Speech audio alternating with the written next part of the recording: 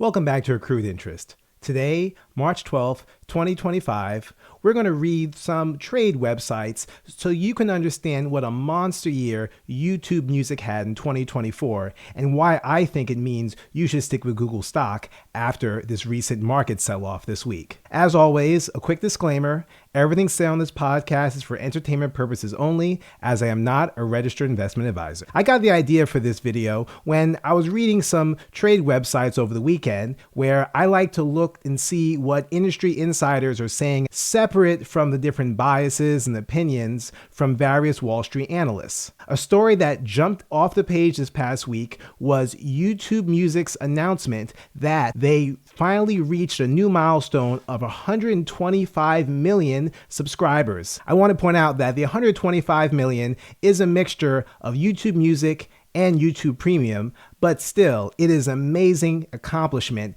that begs the question, is YouTube Music being appropriately considered when investors are looking at Google? YouTube's head of music was doing a lot of interviews touting the success, and he was explaining that the company has a long-term goal to actually beat out Spotify when it comes to being a player in the music industry. I wanted to test if this goal was audacious or not, and here are the numbers. In 2024, YouTube Music added almost as many subscribers as Spotify did. According to their disclosure, YouTube Music added approximately 25 million new subscribers in 2024. Spotify, in context, added about 27. If you want to sanity check these numbers and see if management is being honest, you want to make sure that they're not just including too many free trials.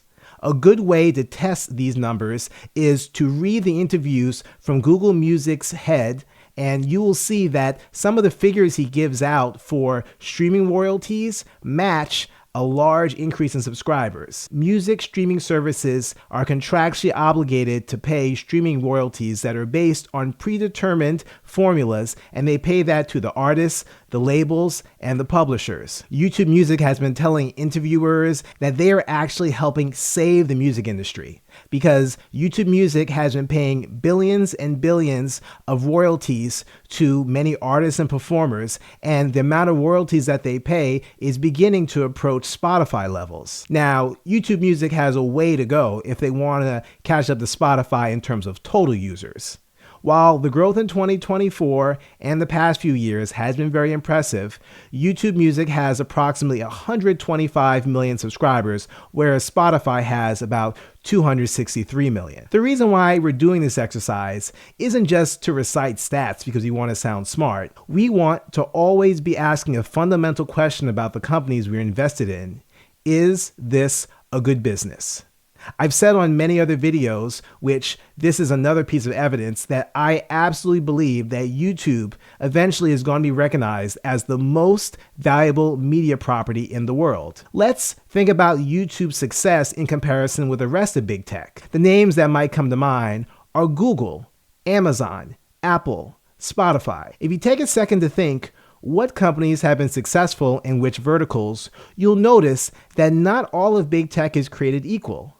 Some companies have had more success moving into other verticals while other companies have failed. One thing that you'll notice is that companies that are video first, such as YouTube, have tended to have had an easier time moving into audio, be it podcasts or music, when compared to Spotify, an audio first company, which has largely been unsuccessful getting their users to look at videos. I want us to talk about TikTok for a second because back during the pandemic and for several years after, TikTok's exploding popularity was a boon for the music industry, with all the different creators doing their dances, their memes, and their videos. As a result, back in 2022, TikTok's parent ByteDance has signaled that they were going to be launching their own music streaming service.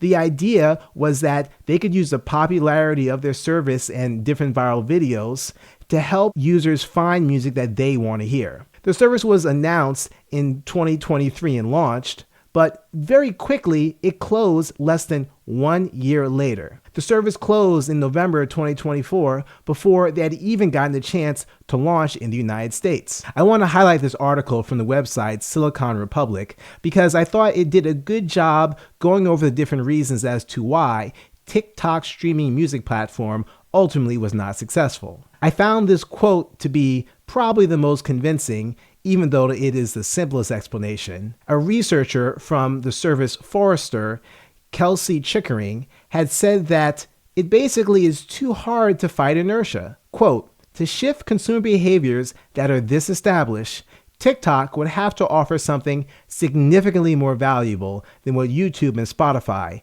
had already created. In conclusion, we don't try to overthink our investments here at Accrued Interest. When we see a company has a strong competitive advantage and a strong moat, we take note of that and look at situations where investors might not be appropriately pricing this in. After the market sell-off, I believe that Google is trading at a very attractive multiple for long-term investors of approximately 16 times 2026 earnings. We're going to keep staying focused on YouTube's success in both long-form video, where they're taking over the big screen television, as well as their growing success in the music business.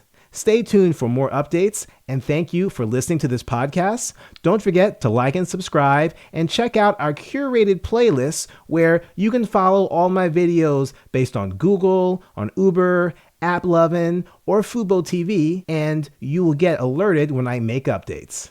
Thank you for listening.